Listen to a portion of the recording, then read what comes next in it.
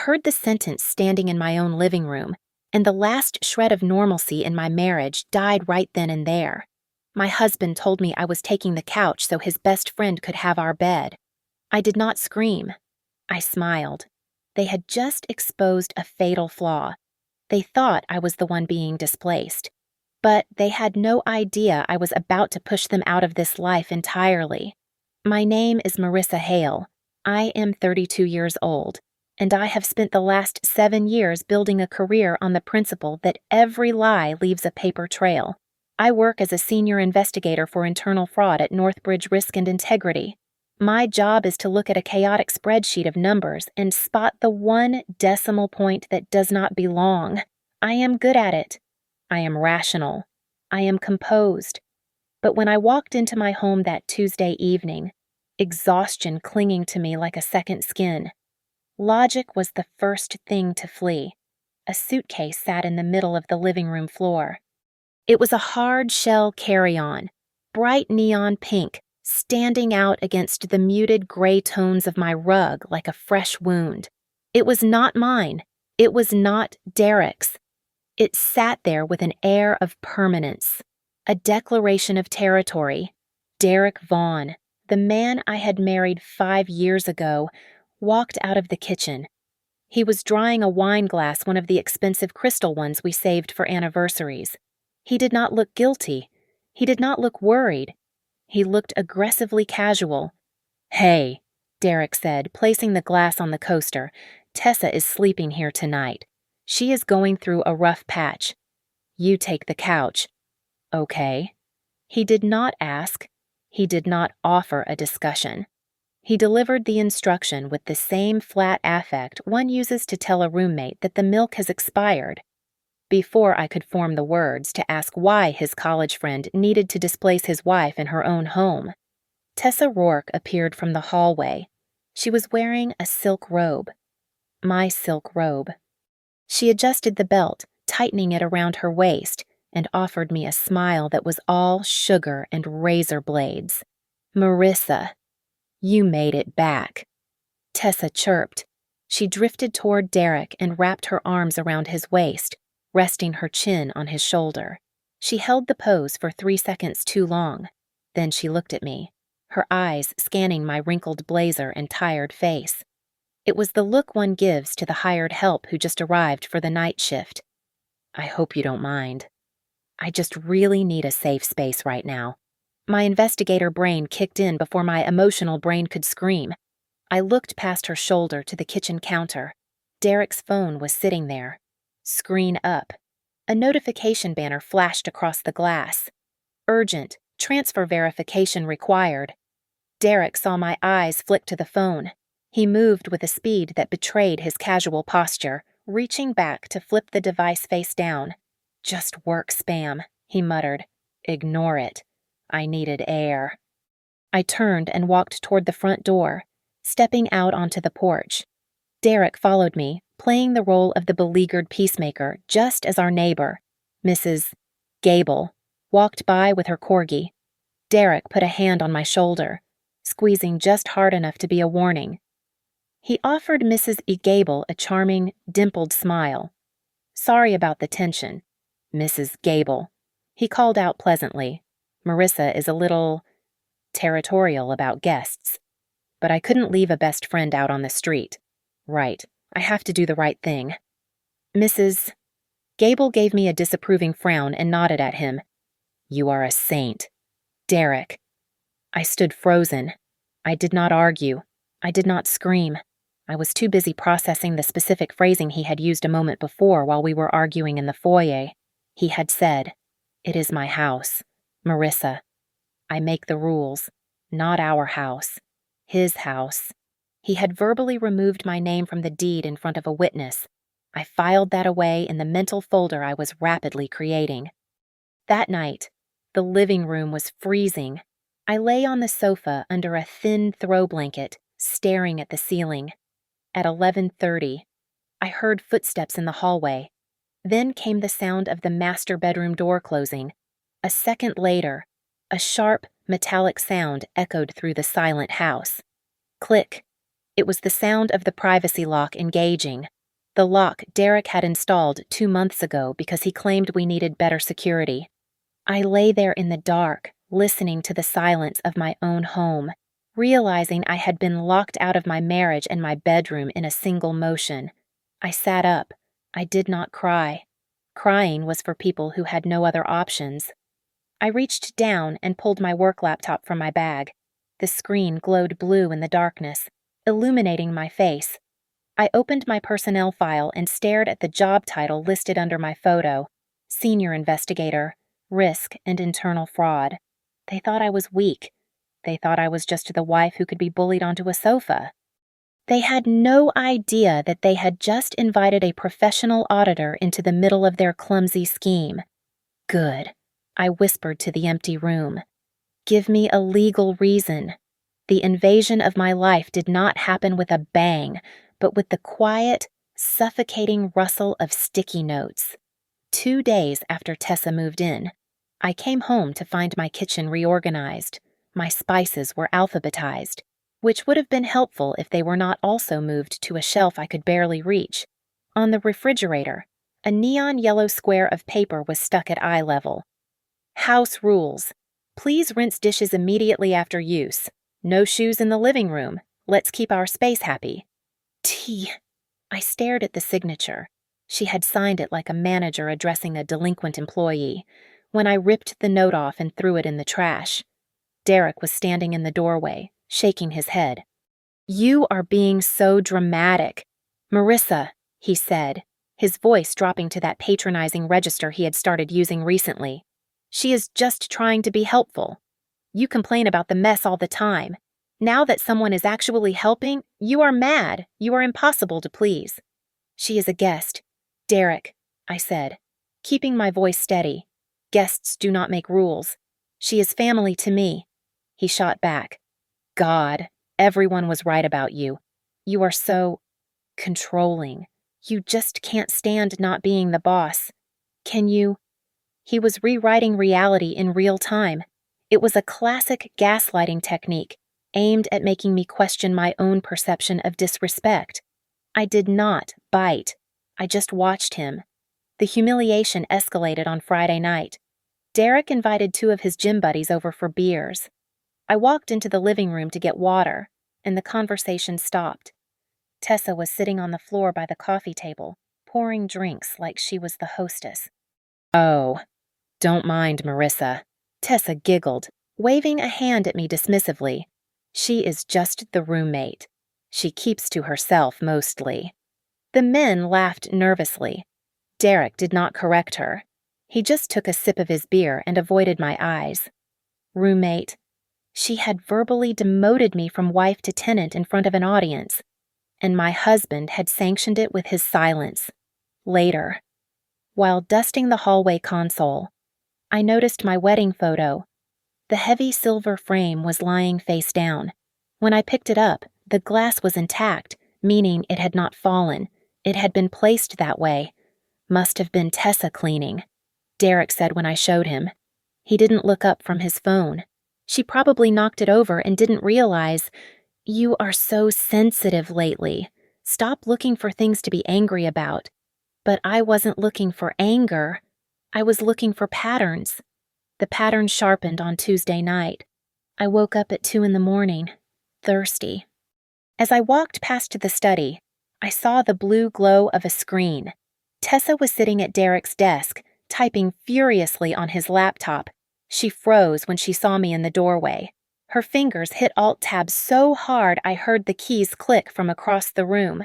Just ordering late-night food, she said, her smile wide and breathless. On Derek's work computer, I asked. My phone died. She said quickly. She stood up and walked out, but she had not been fast enough. For a split second before the window minimized, I had seen the logo. It wasn't DoorDash. It was the login portal for our joint savings bank. The next morning, the other shoe dropped. Derek cornered me while I was making coffee. He looked stressed, rubbing the back of his neck. Hey, babe, he said, the endearment sounding foreign and clumsy. My debit card chip is acting up. I need you to transfer $3,000 to my personal checking, just for a day or two until the bank sends a new card. Use the credit card, I said, pouring my coffee. I can't, he snapped, his facade cracking instantly. I need cash flow. Just transfer the money. Marissa.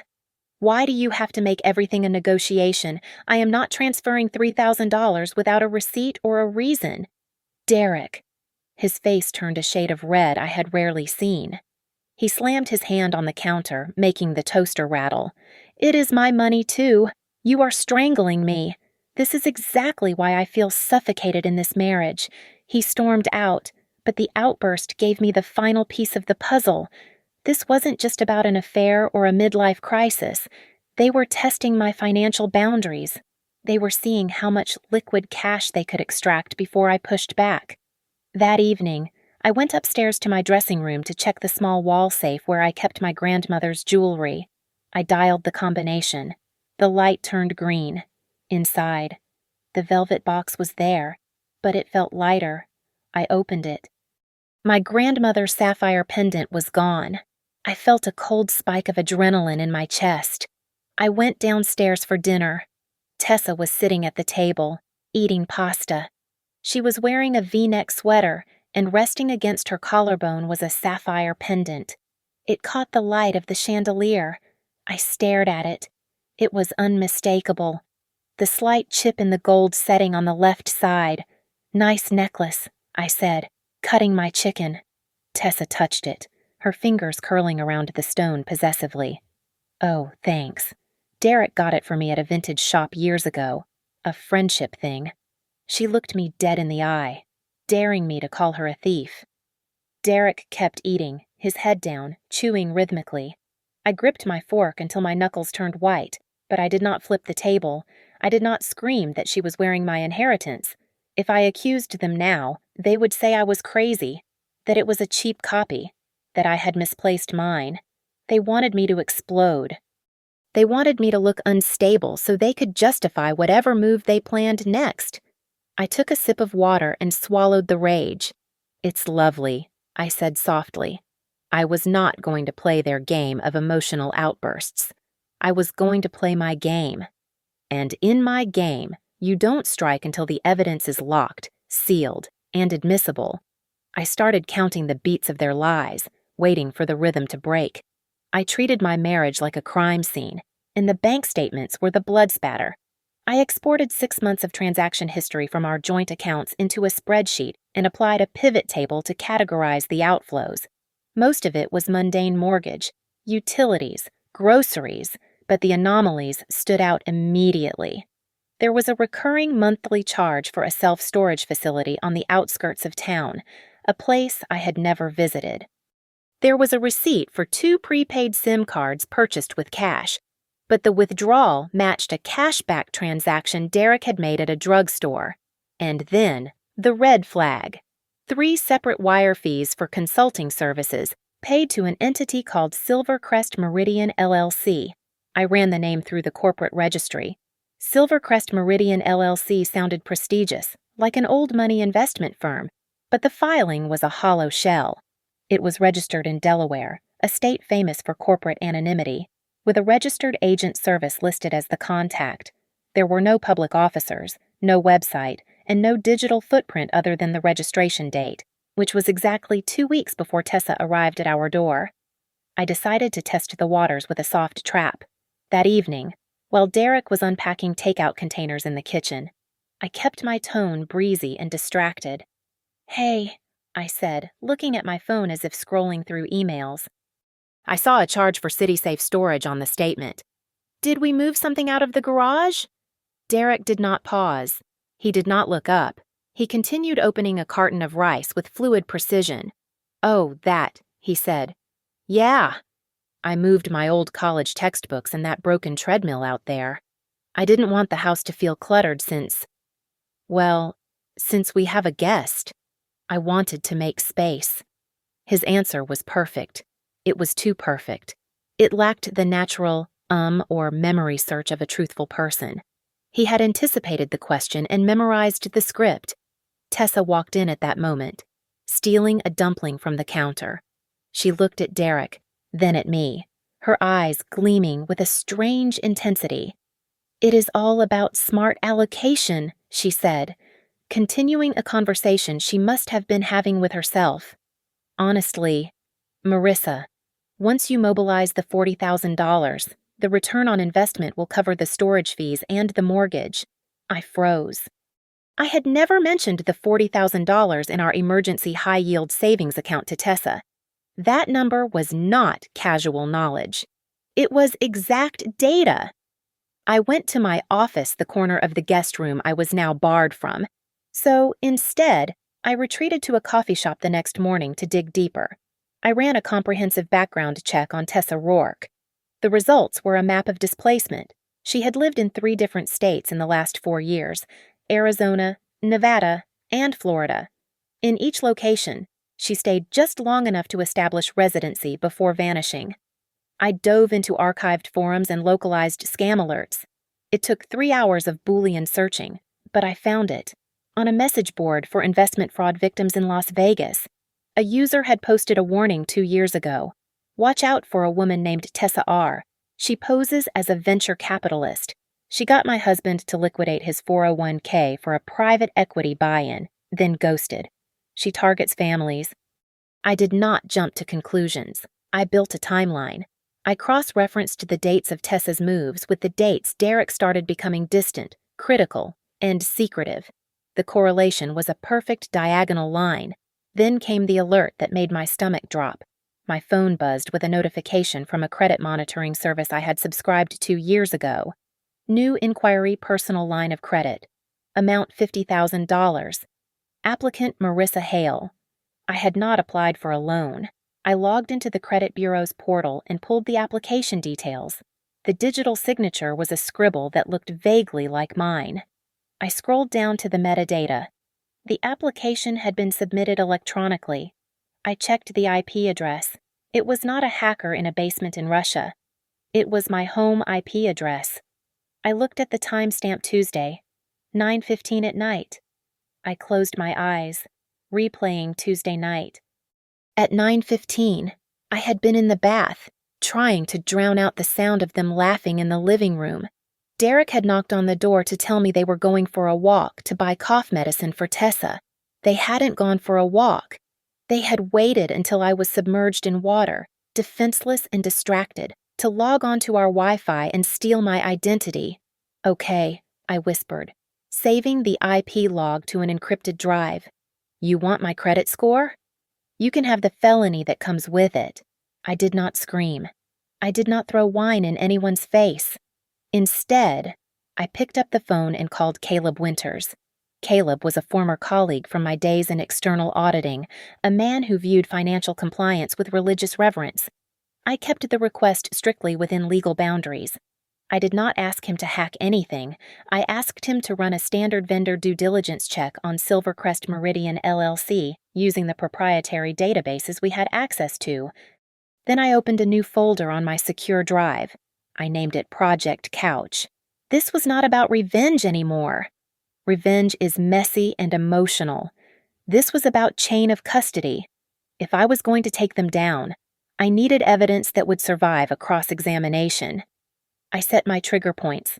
If they attempted another credit inquiry, I would file a police report. If they tried to access my retirement funds, I would freeze the assets. I was done reacting. I was laying landmines. On Wednesday morning, I installed a high-definition security camera on the bookshelf in the living room. I placed it in plain sight, right next to the collection of vintage encyclopedias Derek never read. According to state law, I was allowed to record video in common areas of my own home as long as I provided notice. I handed Derek a printed notification form while he was drinking his morning smoothie. "What is this?" he asked, staring at the paper. "Notice of surveillance," I said, pouring myself a cup of tea. "Since we have a guest staying indefinitely and valuables have gone missing, I installed a camera. For everyone's safety." Derek looked at the camera lens, his eyes wide. He looked like a vampire dragged into the sunlight. You can't do that," he sputtered, his voice cracking. "This is my house. You are spying on us. That is insane. Marissa, you are officially paranoid. It is a common area. Derek, I replied calmly, if you aren't doing anything wrong, you have nothing to worry about. Unless, is there something you don't want me to see? He didn't answer.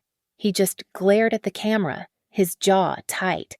That afternoon, I reset every password I owned. I enabled two-factor authentication on everything from my primary checking account to my Netflix profile. The reaction was immediate. At 6 o'clock, my phone buzzed with an alert failed login attempt. 10 seconds later, Derek stormed into the kitchen where I was prepping a salad. Why can't I log into the joint account he demanded? I need to pay the electric bill. I changed the password for security. I said, I'll pay the electric bill. Don't worry about it. You don't trust me, he shouted, throwing his hands up. This is financial abuse. Marissa, you are locking me out of my own money. Tessa appeared in the doorway, leaning against the frame with a look of practiced pity. Derek, maybe she is just unwell. Stress makes people do crazy things. I looked at them. They were desperate. They needed access. And I had cut the cord. It was time to give them enough rope to hang themselves. I softened my expression. I let my shoulders slump, feigning exhaustion. Maybe you are right. I sighed. I have been so stressed at work.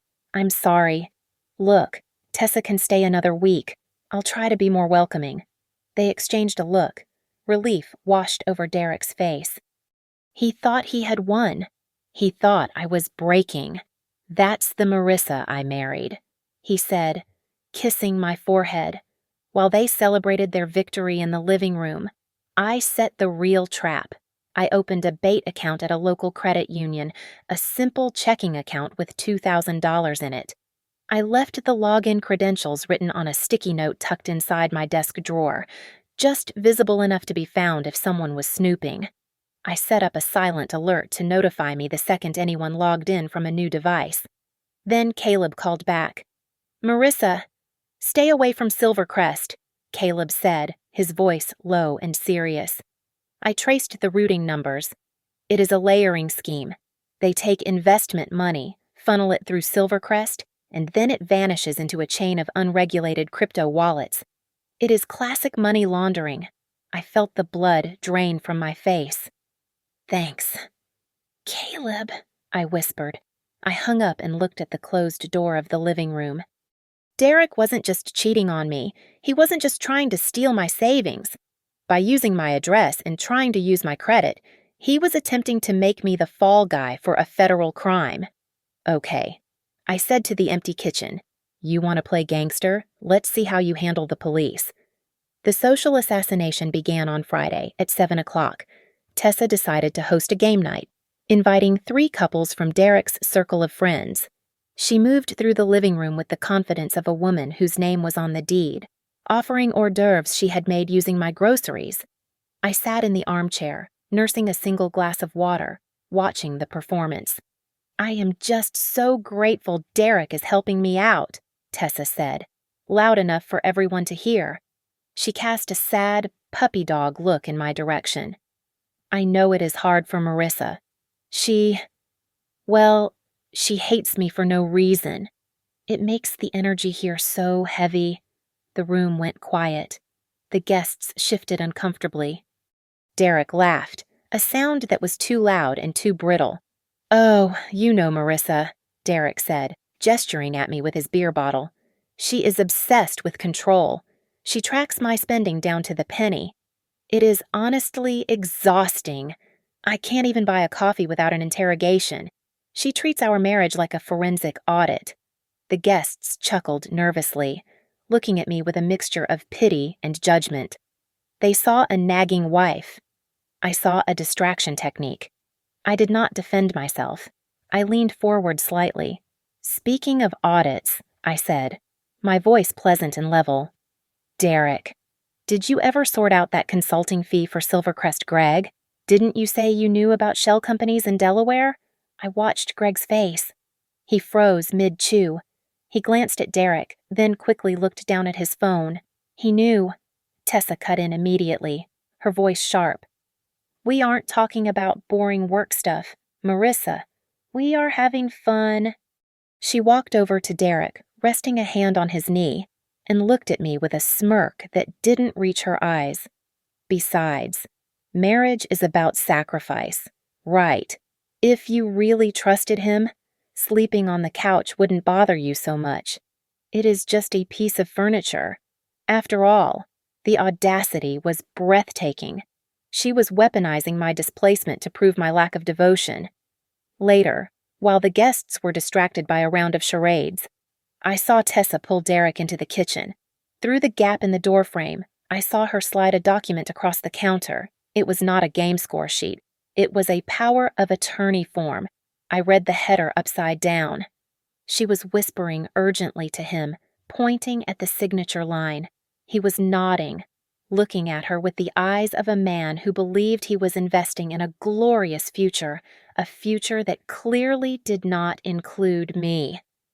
After the guests left, Derek cornered me in the hallway. He held a stack of papers. "I need you to sign this," he said, thrusting a clipboard at me. "It is just a debt restructuring agreement. It will lower the interest rate on the joint account. I need to fax it in the morning." I took the clipboard. The document was dense legal jargon, but one clause jumped out at me. It wasn't restructuring debt. It was a consent form to leverage the equity in our home as collateral for a high-risk business loan. "I am not signing this," I said. "Just sign the damn paper," Derek shouted, his face twisting into ugly lines of rage. "You are ruining everything. You are trying to sabotage my success." I pulled out my phone and snapped a clear photo of the document before he could snatch it back. "I will have my lawyer review it first," I said. He ripped the clipboard from my hands and stormed off to the bedroom. Our bedroom slamming the door so hard the walls shook, I retreated to the couch. But I did not sleep. I waited. The next morning, I reviewed the footage from the living room camera. At 3:14 in the morning, the living room was dark, but the infrared mode captured everything clearly. Tessa walked into the frame. She did not go to the kitchen for water. She went straight to the antique secretary desk where I kept my personal files. She picked the lock with a bobby pin. She was practiced, efficient. She pulled out my file, opened my passport and my social security card, and used her phone to photograph them. She checked the hallway to ensure I was asleep, then put everything back. I saved the clip. Then I checked my email. A notification from the bank was waiting for me. "Address change confirmation. Your correspondence will now be sent to P.O. Box 492 North Hills." I looked at the screen and smiled. They had gotten sloppy. They believed they had won the social game. So they stopped playing the legal one carefully. By changing the address on a joint account to a location I did not authorize, and by accessing my government documents illicitly, they had just handed me the final nail for their coffin. "You didn't just break my heart," I whispered to the closed bedroom door. "You just committed federal identity theft." I spent Monday morning acting as my own legal defense team. I filed a formal identity theft affidavit with the Federal Trade Commission, creating a paper trail that could not be erased. Then, I called the fraud department of our primary bank. I instructed them to freeze all unverified changes to the account contact information and to flag any transaction over $500 for immediate review. I did not tell Derek. I wanted to see what happened when the faucet ran dry. The panic set in by Tuesday afternoon. I was in the living room, pretending to read a book, when Derek walked in from the garage. He looked pale. He had tried to buy gas, and the card had declined. He went straight to Tessa, who was lounging on the sofa I used to call mine. "The card is dead," Derek hissed, his voice trembling. "It says, 'Contact issuer.'" Marissa must have done something. Tessa did not look worried. She looked like a predator adjusting its strategy. She stood up and placed her hands on his shoulders, her voice dropping to a conspiratorial whisper. "No, listen to me," she said smoothly. "It isn't Marissa. It is the banks. When you move big money for the future, they get scared. They track electronic transfers. We need to move to cash. Derek, it is safer that way. Untraceable. Can you withdraw the daily limit from the teller directly? It was the classic scammer script create paranoia about institutions to force the victim into untraceable cash. And my husband, the man with a master's degree, was nodding along like a child. I decided it was time to test the waters with a specific lure. Using a burner phone and a VPN, I created an email address for a fictional entity called Vantage Point Angel Fund. I drafted a message to the contact email listed on the Silvercrest Meridian registration. I posed as an interested investor looking for high-yield private equity opportunities and asked for a prospectus and a list of current partners. Tessa took the bait in less than 20 minutes. The reply hit my burner inbox at 4 in the afternoon. It was enthusiastic, desperate, and sloppy.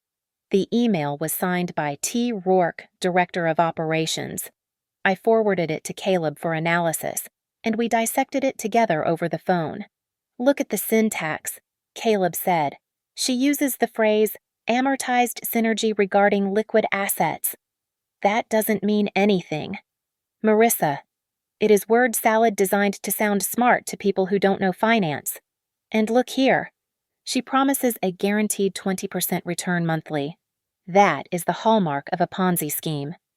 Caleb paused, the clicking of his keyboard audible in the background. I ran a linguistics match on this writing style against the fraud database. It is a 90% match to a series of emails sent to a retirees association in Nevada 3 years ago. The scammer there went by the name Tara Rose. The picture finally clicked into focus. Derek was not the mastermind. Derek was the front man. Tessa needed him because he was a local. He had a clean record, and he had a wife with a credit rating she could cannibalize. She was the brain. He was just the pretty face she would discard when the police arrived. I replied to the email as the investor. I demanded a face-to-face meeting to sign the papers and hand over the initial check. I suggested a high-end event space downtown, a place I knew had excellent security cameras and a strict policy on recording events. Tessa accepted immediately. She thought she was about to close a $50,000 deal. I spent the rest of the night preparing the final trap. I printed out the email chain. I organized the bank statements showing the attempted transfers. I compiled the IP logs. Then, I prepared a secondary file. If Derek signed a single document at that meeting using my name or my credit, it would no longer be a domestic dispute. It would be active fraud committed in front of witnesses. I walked past the guest room where Tessa was sleeping. I could hear her humming to herself. She thought she was winning. She had no idea she had just RSVP'd to her own indictment. The psychological warfare shifted from cold silence to active destruction on Thursday evening. I was sitting on the couch, my designated corner of existence, when Derek burst into the living room. His face was flushed, his eyes wild with a manufactured panic. He shoved his phone within an inch of my nose. "You are sick," he screamed, spit flying from his lips. "You are actually crazy. Look at this." I pulled my head back to focus on the screen. It was a text message thread. The sender was listed as Marissa.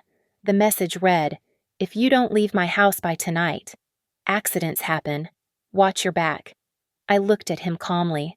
I had not sent a text in 4 hours. My phone was sitting on the coffee table, locked. "I didn't send that, Derek," I said. "It is called spoofing. Anyone with an app can fake a sender ID." "Stop lying," he yelled. "Tessa is terrified. She is shaking in the bedroom because of you. I should call the police right now and have you committed." I looked past him. Tessa was standing in the hallway shadows. She wasn't shaking. She was watching us with eyes as flat and cold as a shark's. When she saw me looking, she didn't flinch. She wanted me to snap. She wanted a recording of me screaming so they could paint me as the unstable wife. I picked up my book. "Call them," I said. "I will show them my phone logs. They can subpoena the carrier data." "Go ahead." Derek hesitated. He didn't want the police involved. He just wanted my submission. The next morning, the attack vector moved from my home to my livelihood. I received an urgent notification from my company's human resources portal. An anonymous complaint had been filed against me, alleging that I was using Northbridge's proprietary investigation software to illegally surveil a family member. My stomach dropped. This was the kill shot. If I lost my license, I lost my credibility as a witness. They were trying to criminalize me so that any evidence I brought forward would look like the ravings of a disgraced ex-employee. I did not panic.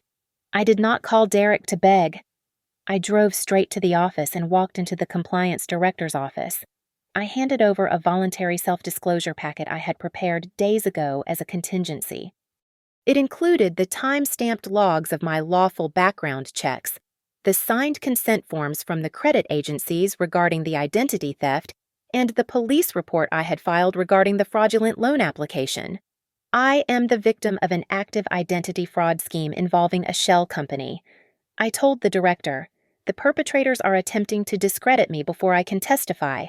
Here is the proof that every search I ran was defensive and within the scope of my own credit protection. I saved my career by 5 minutes. When I got home that evening, the house felt like a powder keg. Tessa decided to light the fuse. My watch, she shrieked from the guest room. My Rolex is gone. I left it right here on the dresser. Derek stormed into the living room, where I was typing on my laptop. Give it back, he demanded, his voice low and threatening. We know you took it. You are trying to punish her. If you don't produce it in 5 minutes, I am calling the cops for theft. I am done protecting you. I haven't entered that room in 3 weeks, I said without looking up. We will see about that, Derek snarled. He began tearing the cushions off the sofa, throwing them onto the floor. I quietly opened the app for the bookshelf camera on my laptop. I rewound the footage by 10 minutes. On the screen. I watched Tessa walk into the living room while I was in the bathroom. She looked around, pulled a gold watch from her wrist, and shoved it deep into the side pocket of her own designer handbag, which was sitting on the dining chair. Then she walked back to the bedroom to start her performance. I looked at Derek. He was destroying our living room, flipping over magazines, desperate to find a reason to destroy me. And in that moment, the final illusion broke. I realized he wasn't just being manipulated. He wasn't just a fool under a spell. He saw Tessa's holes. He saw the inconsistencies. But he chose to ignore them because she offered him a fantasy where he was a rich, powerful investor, while I offered him a reality where he was just a husband with a mortgage. He wasn't a victim. He was a volunteer. You won't find it under the couch. Derek, I said, closing my laptop. But you should check her purse. The black one. He froze. He looked at me, then at the handbag. He didn't check it. He didn't want to know. You are delusional, he muttered. But the fire had gone out of his voice. He backed away. I stood up. I was done enduring. I was done waiting for them to grow a conscience. They wanted a show. They wanted a big dramatic scene. Fine. I would give them one. But I would pick the venue, and I would write the ending. I sent a text to my lawyer, green light, prepare the files. It was time to take the stage. Jenna Price was a civil litigator who wore stiletto heels that sounded like gavel strikes when she walked across the hardwood floor. I sat in her office on Tuesday morning, watching her review the stack of documents I had compiled. We were not drafting a divorce petition yet. We were drafting a warning shot that would be audible from space. We have grounds for intrusion of seclusion, defamation of character, and civil fraud, Jenna said, tapping her pen on the desk. I can have a cease and desist letter delivered to Miss Rourke regarding the unauthorized use of your address and the harassment. We can also notify the credit bureaus formally about the identity theft. Do it, I said, but don't send it to the house. Send it to the P.O. box she opened in my name. I want her to know that I know where she hides her mail. While Jenna handled the civil side, I packaged the criminal evidence. I assembled a digital dossier containing the IP logs, the unauthorized credit inquiries, and the email chain where Tessa posed as a fund manager. I submitted it to the local financial crimes division as a formal tip. I was careful. I redacted anything that violated Derek's reasonable expectation of privacy, focusing solely on the external fraud. I did not want to be sued for snooping. I wanted to be the witness who handed them the smoking gun. Back at the house, the atmosphere was frantic. The freeze on the bank accounts had terrified them. Derek and Tessa had pivoted to a desperate Plan B. They were organizing a Silvercrest launch gala for Friday night. It was a rush job, designed to gather cash from local investors before the walls closed in completely. I decided to lower the drawbridge. I found Derek in the kitchen, frantically pacing while on the phone with a caterer. When he hung up, I slumped my shoulders and exhaled a long, shaky breath. I am tired. Derek, I said, looking at the floor. I can't fight you anymore. I spoke to my therapist, and maybe I have been too rigid. If this launch means that much to you, I won't stand in the way. Derek looked at me, his eyes widening with relief and arrogance. He didn't see a wife in pain. He saw an obstacle removing itself. I knew you would come around, he said, reaching out to squeeze my arm. You just needed to see the vision. Marissa, this Friday is going to change everything. We are going to be rich. I'm sure you will be, I said. Jenna had told me earlier that I had enough evidence to get a temporary restraining order and have Tessa removed from the house immediately. It was the safe option. But I did not want safe. I wanted absolute. If I kicked her out now, she would vanish into the wind, and Derek would blame me for ruining his big break. I needed to catch them in the act of a felony. I began arranging my chessboard. I contacted Mr. Henderson, the building manager of the venue they had rented, and asked for a copy of the liability insurance Derek had allegedly provided. As I suspected, it was forged. I didn't tell Mr. Henderson to cancel the event. I told him to be present to document the damages. I asked a friend from law school to attend the gala as a potential investor to witness the pitch. Then came the final piece of the puzzle. My background search on Tessa Rourke finally hit a deep match in a sealed court database from Ohio. The facial recognition software flagged a mugshot from 5 years ago. The woman in my house was not Tessa Rourke. Her name was Tabitha Rain. She had a history of check fraud and romance scams under 3 different aliases. I printed the side-by-side comparison. I printed the flowchart of money moving from the Silvercrest account to a crypto wallet registered to a shell company in Malta. I held the papers in my hand. This was the bone breaker. This was the document that would turn their glamorous launch party into a crime scene. I walked past the guest room door. I could hear Tessa practicing her speech in the mirror. We are revolutionizing the way families build wealth, she said to her reflection. I touched the empty spot on my neck where my grandmother's pendant used to be. I was going to get that necklace back, and I was going to end this marriage not with a conversation, but with a conviction. Enjoy the rehearsal, I whispered. Opening night is going to be a disaster. The Skyline room cost $500 an hour to rent, and my husband had paid for it with a credit card I had reported stolen 2 hours ago. The room was bathed in purple mood lighting, filled with rented high-top tables and people holding glasses of cheap Prosecco. Derek stood on the elevated stage, wearing a tuxedo he had bought on final sale, pointing to a projection screen that displayed a stock photo of a yacht. This is the vision, Derek announced, his voice booming with unearned confidence. Silvercrest isn't just an investment, it is a lifestyle. And with our CEO, Tessa Rourke, guiding the ship, the horizon is limitless. Tessa stood slightly behind him, dressed in a shimmering gold gown, looking every inch the silent, enigmatic leader. She nodded graciously at the crowd of 30 potential victims' friends, neighbors, and local business owners Derek had cajoled into attending. I arrived 20 minutes late. I did not sneak in. I pushed the double doors open and walked down the center aisle. I was not wearing the stained sweatpants of a rejected wife. I was wearing my dark navy court suit and heels that clicked sharply against the polished concrete floor. The room turned to look. Derek faltered mid-sentence. Tessa's smile froze. I took a seat in the empty chair in the front row, crossed my legs, and stared directly at them. Tessa recovered first. She grabbed the microphone, her eyes glinting with malice. She saw an opportunity to embarrass me publicly one last time. "And look who decided to join us," Tessa chirped, her voice dripping with faux sweetness. Derek's wife. Everyone.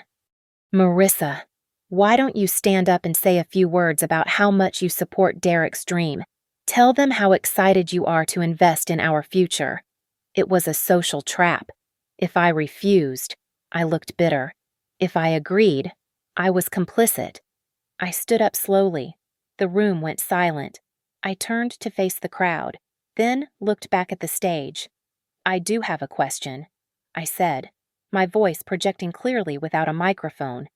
"Regarding the SEC filings, can you explain why Silvercrest Meridian LLC is registered to a Dropbox service in Delaware with no listed officers, and why the capital request forms lack a Regulation D exemption number for private securities?" The silence in the room shifted from expectant to suffocating. Derek blinked, his mouth opening and closing like a fish. "Well, that is, we are in the pre-filing phase," Derek stammered, sweat instantly breaking out on his forehead.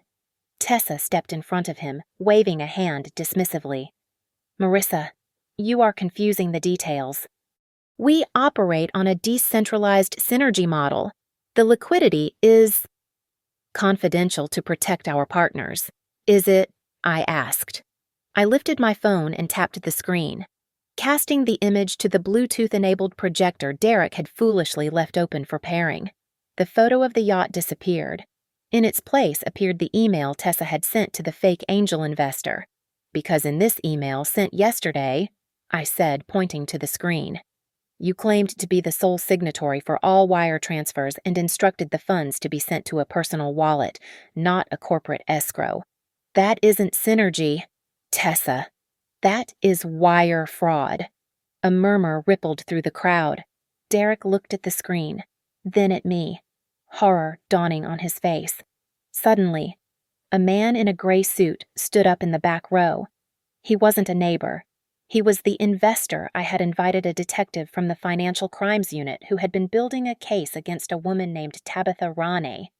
"That's her," the man said, his voice cutting through the noise. "That is the woman who solicited $50,000 from the pension fund in Reno." Chaos erupted. People began shouting, demanding answers. Tessa dropped the microphone. It hit the floor with a deafening screech. Derek turned on me, his face purple with rage. He screamed over the noise. You ruined me. You lunatic, you destroyed everything."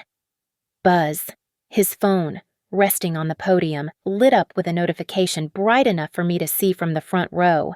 "Transaction declined. Personal loan application. Marissa Hale. Fraud alert." I looked at the notification, then up at his eyes. He stopped screaming. He knew that I saw it.